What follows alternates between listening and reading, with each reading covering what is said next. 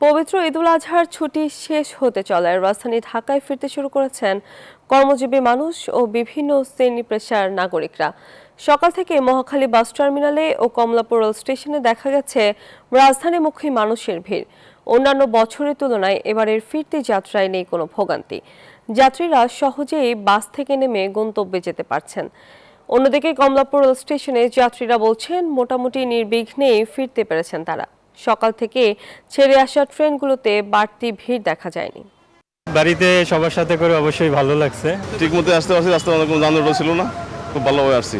হ্যাঁ, অবশ্যই আনন্দ লাগছে, মানে গেছিও ভালোভাবে, আসছে ভালোভাবে, আলহামদুলিল্লাহ ভালো।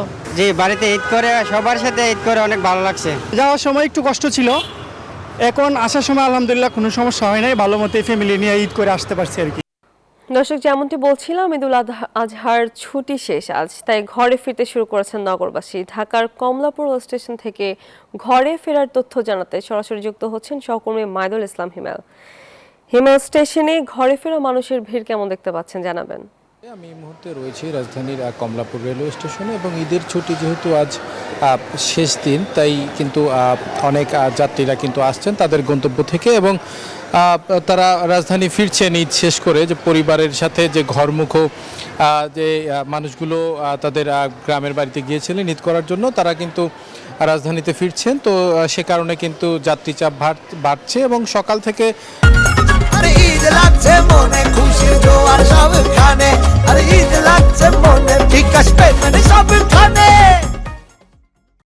কিন্তু মোট 14টি আন্তনগর ট্রেন এবং 6টি কমিউটার ট্রেন কিন্তু এই কমলাপুর রেলওয়ে স্টেশনে প্রবেশ করেছে এবং ধারাবাহিকভাবে কিন্তু দুপুর থেকে বিকেল বা সন্ধে পর্যন্ত কিন্তু ক্রমান্বয়ে কিন্তু ট্রেন আসতে থাকবে এবং যাত্রীচাপ কিন্তু স্বাভাবিকভাবেই বাড়বে এবং রেলওয়ে কর্তৃপক্ষ যেমনটি বলেছে যে যেসব ট্রেন বিলম্ব হয়েছে সেগুলোর ক্ষেত্রে কিন্তু যান্ত্রিক ত্রুটি একটি বিষয় এবং যাত্রা বিরতির সময় কিছুটা রেল স্টেশনগুলোতে বাড়িয়ে দেওয়ার কারণেই কিন্তু ট্রেনের কিছুটা বিলম্ব ঘটেছে এবং ট্রেন সঠিক সময়ে ছেড়ে আসলেও কিন্তু কমলাপুর পৌঁছাতে কিন্তু কিছুটা বাড়তি সময় লেগেছে এবং এটির কারণে কিন্তু যান্ত্রিক ত্রুটির কারণে এবং যাত্রীদের নিরাপত্তার কথা চিন্তা করে কিন্তু সময় কিছুটা বাড়িয়ে দেওয়া হয়েছিল, যেটি আসলে একটি কারণ এবং যাত্রীদের ভাষ্যমতে কিন্তু যাত্রা বিলম্বটি একটি সমস্যা তাদের জন্য এবং যাত্রা বিলম্বটি যদি না হতো তাহলে কিন্তু তাদের যাত্রাটি আরও সঠিকভাবে হতো, এমনটি